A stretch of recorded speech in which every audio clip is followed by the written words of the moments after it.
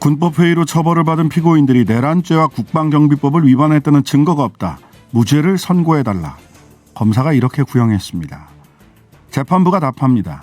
공소사실을 입증할 증거가 없다. 범죄의 증명이 없는 때에 해당해 피고인들에 대해 각 무죄를 선고한다. 무죄를 구형하고 무죄를 선고한 진풍경입니다. 제주 4.3 사건 당시 수형된 희생자 73명에 대한 재심에서 재판부가 모두 무죄를 선고했습니다. 70여 년 만에 억울하게 옥살이를 한 죄에서 벗어난 것입니다. 이번 재심 사건의 변호를 맡은 강병삼 변호사, 제주에 계신 분입니다. 직접 이야기 들어보겠습니다. 안녕하세요. 네, 안녕하세요. 네, 지금 제주에 계시는 거죠? 예, 그렇습니다.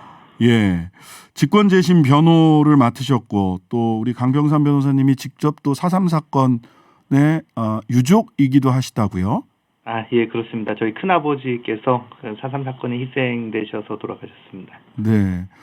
마지막에 이 직권재심 사건 변론을 하면서 눈물을 흘리면서 변론을 하는 모습을 언론에서 제가 봤습니다. 그때 심정이 어떠셨습니까?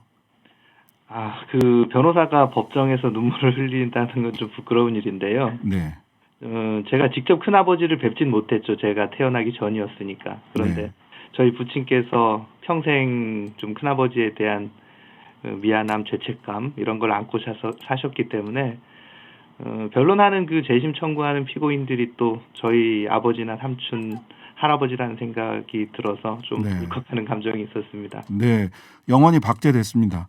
예. 사진이 있더라고요. 자, 재심 사건 무죄.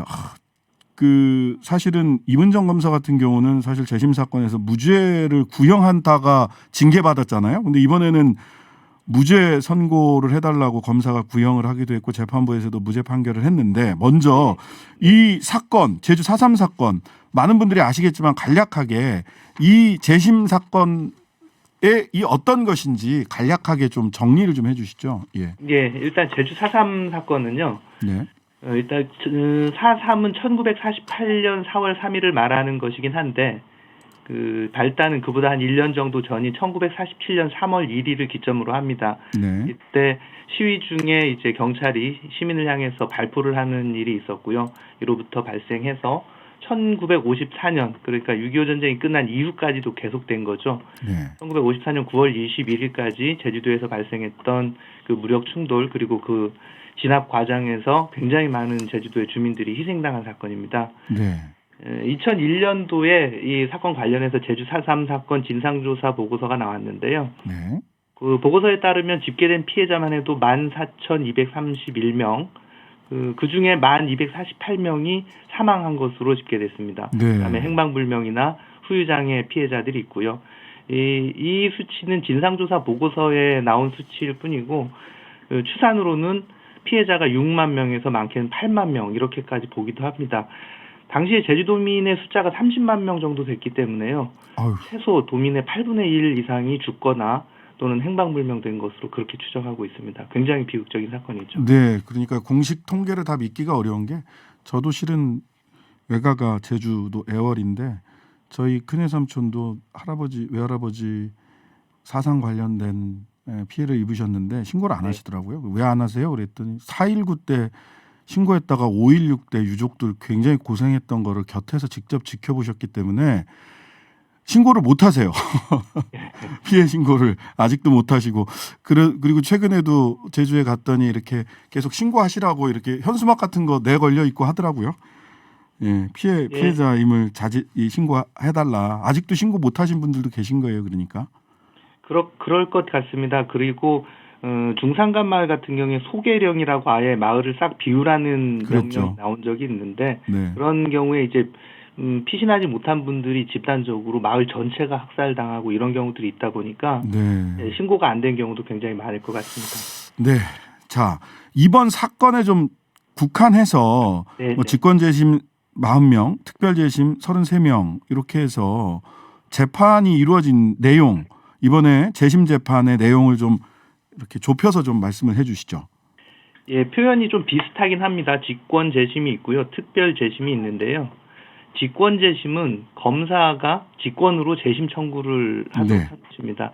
4.3 특별법이 개정되면서 그중에 이제 4.3 때 억울하게 판결을 받고 옥살이를 하시는 분들 중에 군법회의에서 판결을 받은 분들이 있습니다. 민간인이. 예, 민간인이. 네네. 예, 군법회의에서 받으신 분들에 대해선 법무부가 검찰에 이제 직권으로 4.3위원회가 법무부에 네. 재심을 권고할 수 있게 돼 있고요. 네네. 그런 권고가 이루어지자 법무부에서 검찰에 합동 수행단을 꾸려서 검찰이 사건을 조사하고 이분들의 억울함을 풀기 위해서 재심 청구를 하는 사건들이 직권 재심입니다. 그리고 이와 또 다르게 군법회의 외에 일반 재판을 받아서 희생되신 분들이 많습니다. 그런 네. 분들에 대해서는 원래 형사소송법이나 군형법에서는 재심 사유가 좀 엄격하게 돼 그렇죠. 있는데요. 4.3 희생자들인 경우에는 특별법에 의해서 그분들이 이제 재심을 청구할 수 있도록 한 게 특별재심입니다. 네. 어제는 군법회의에서 받으셨던 40분에 대한 직권재심 사건이 오전에 있었고요. 네. 오후에는 일반 재판에서 형을 받으셨던 33분에 대해서 특별재심이 있었습니다. 네. 자, 그래서 결과적으로는 이 4.3 특별법이 있었기 때문에 가능했던 재심이었네요. 네네, 그렇습니다. 예.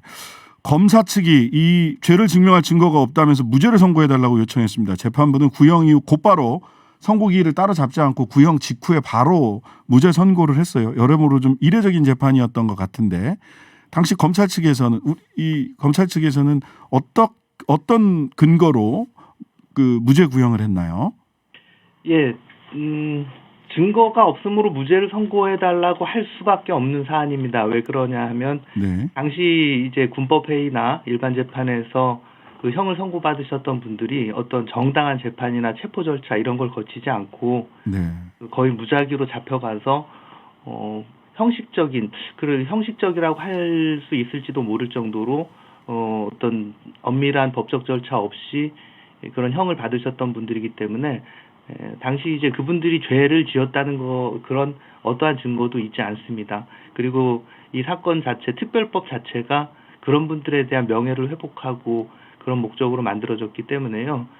검사가 직권재심을 청구하는 상황에서는 그 검찰 측에서 증거가 없다는 점은 이미 인지한 바이고 그분들이 이제 희생자로 지정된 과정 이런 부분들을 조사를 충분히 해서 그렇게 해서 재심 개시 결정을 먼저 받았기 때문에 네. 이미 이제 그 사건에 대한 심리가 충분히 이루어진 상황이라고 볼 수 있습니다.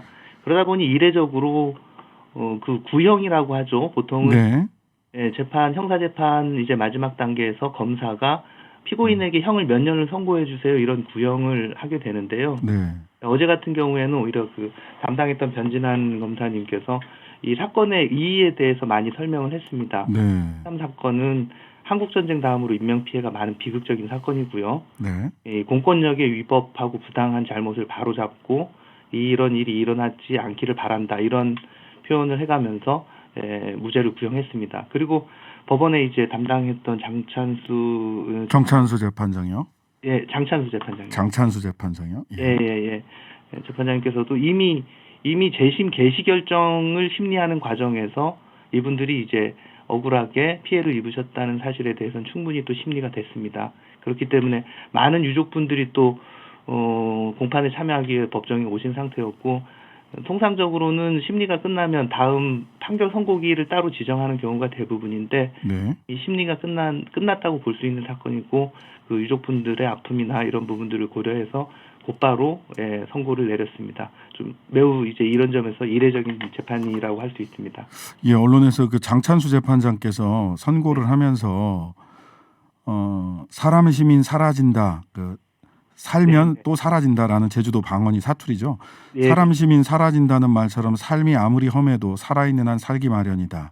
그만큼 삶이 소중함에도 피고인들은 영문도 모른 채 극심한 이념 대립 속에 희생됐고 목숨마저 빼앗겼다. 피고인들이 오늘을 사는 우리에게 말한다. 당신은 서러워할 봄이라도 있지만 굳이 허영선 시인의 이 시를 언급한 것은 오늘을 사는 우리가 4.3을 잊지 말고 다시는 이러한 일이 발생하지 않도록 다짐하기 위함이다.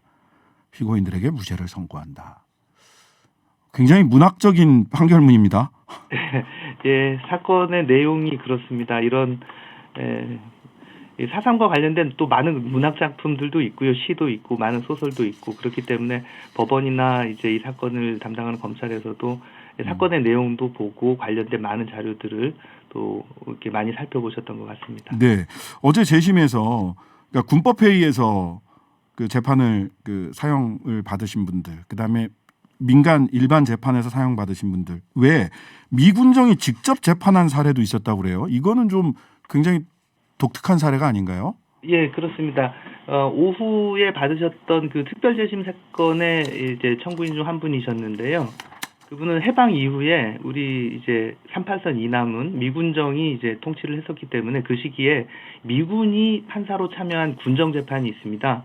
그런데 미군의 이제 군정 재판, 미군정 재판에서 유죄 판결을 받은 피해자에 대해서 대한민국 법원이 미군정 재판을 사법심사할 수 있느냐 이런 점에서 법원에서 많은 고심이 있었습니다. 그렇네요.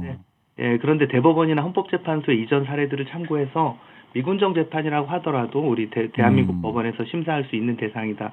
이렇게 판단한 점에서 아주 큰 의의가 있고요. 의미가 있네요. 예. 네, 그렇습니다. 미 군정 시기 45년부터 48년 사이에 발생한 미군정 재판에서 재심 사유가 발생했을 경우도 한국 법원에서 재심할 수 있다. 뭐 이런 굉장히 획기적인 해석인 것 같습니다. 예, 어제 재판하기 전에 그에 앞선 재심 개시 결정에서 대한민국 법원이 할 수 있으므로 이제 심리를 하자라고 재심 개시 결정을 그렇게 내렸던 거고, 그리고 당사자는 1947년 4월경에 미군정에서 재판을 받으신 분이었고, 그분은 초등학교 교사이셨는데 징역 8개월 이렇게 선고를 받으셨던 그런 사례였습니다.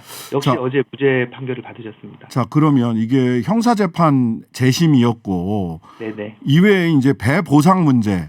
이건 뭐 특별법에 있는 경우도 있을 수 있고, 그다음에 형사소송법에 따라서 그 수감된 날짜에 따라서 뭐 돈을 그 절차에 따라서 받을 수도 있을 텐데 또 뭐 민사소송을 통해서 그것만으로 보전이 안 되니까 민사소송을 통해서 배보상을 받아야 된다 이런 등등의 금전으로나마 이 억울함을 국가가 위로해줘야 될 텐데 이 절차는 어떻게 진행됩니까?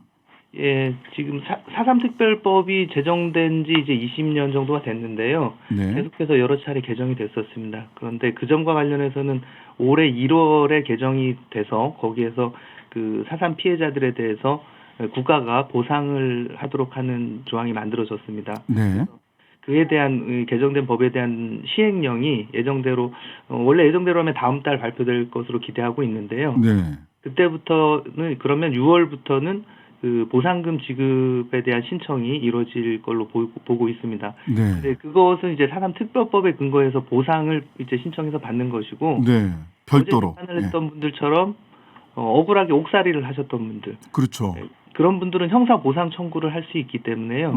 별도로 이제 무죄 판결을 받은 후에 형사 보상 청구를 또 하실 수 있게 됩니다. 근데 저도 이전에 한국 전쟁 당시 민간인 피해자 관련된 사건을 해봤는데 형사 보상 청구 관련해서 법원이 소멸시효를 굉장히 고무줄처럼 적용을 한다거나 형사보상 청구 이외에 민사 손배 청구를 했을 때 그 소멸시효 적용 이런 문제 때문에 너무 그 나라 국간 걱정을 많이 하셔서 법원에서 충분히 민사 손해배상을 받지 못한다라는 상황을 많이 겪었거든요. 이런 부분까지 조금 전 사법부가 전향적으로 국민들의 억울함을 이미 돌아가신 분들이 많지만 풀어주셨으면 좋겠다라는 생각을 하게 되고요. 자, 사실 4.3 사건으로 피해 본 사람은 이분들뿐만이 아니라 제주도민 전체라고 볼 수도 있습니다. 8분의 1가량이 돌아가시거나 피해를 입었다고 하시니까요. 자, 앞으로 남은 과제 여러 가지 과제 중에 하나의 단추를 푸셨는데 우리 강병삼 변호사께서 앞으로 남은 과제는 뭐라고 보시나요? 예, 아주 오래 걸린 일입니다. 그동안 많은 분들이 피해를 호소하지도 못하고 진행자님께서 앞서 말씀해 주셨지만 그 여러 차례 또 법의 개정 과정을 거치면서 많은 부분들을 이제 진척이 되어 오긴 했습니다. 그런데 여전히 일부 이렇게 이제 수용을 하셨던 분들에 대한 명예회복이 일부 이루어지기도 하고 있고 많은 부분이 진행은 됐습니다만 특히 좀 앞으로 해결했으면 하는 문제는 연좌나 이런 공포 때문에 내 부모님의 자식으로 출생신고를 하지 못한 분들이 굉장히 많습니다. 그래서 지금 와서는 그런 가족관계 등록부를 원래 내 아버지를 찾고 싶다 이러면서 바꾸고 바로잡고 싶은 유족분들이 아주 많은데요. 현행 어떤 재판을 거쳐야 되는 문제나 재판에서 입증의 문제 때문에 이렇게 녹록하지 않은 상황입니다. 네. 이 부분도 법률 개정을 해서 이게 이제 인지 청구라고 합니다. 내 그렇죠. 부친을 예. 내 실제 소송- 아버지가 이런 분이세요. 예, 이분이세요. 예, 하는 맞습니다. 거. 근데 예. 인지 청구는 돌아가시고 나서 2년 내에 하도록 되어 있어요. 예, 시간 지나면 못 해요. 예, 맞습니다. 근데 그 부분은 특별법에서 이제 제척 기간의 기산점을 네, 네. 작년 6월 24일로 정해놓고는 있습니다. 아, 그거 그래도 짧은데. 예, 그래도 짧습니다. 그래서 길은 예. 열어놓긴 했는데 네. 예, 보통 그런 사건에서는 DNA 검사를 하도록 하고 있거든요. 네. 그런데 이미 실종되신 분들, 불가능한데요. 돌아가신 분들에 대한 유전자 검사를 하기가 어렵죠. 네. 그래서 실무적으로 어려움이 있습니다. 이 부분도 머리를 맞대고 또 해결을 해나가면서 유족분들의 그런 억울한 마음 이런 것들을 좀 더 풀어줬으면 하는 그런 바람입니다. 네.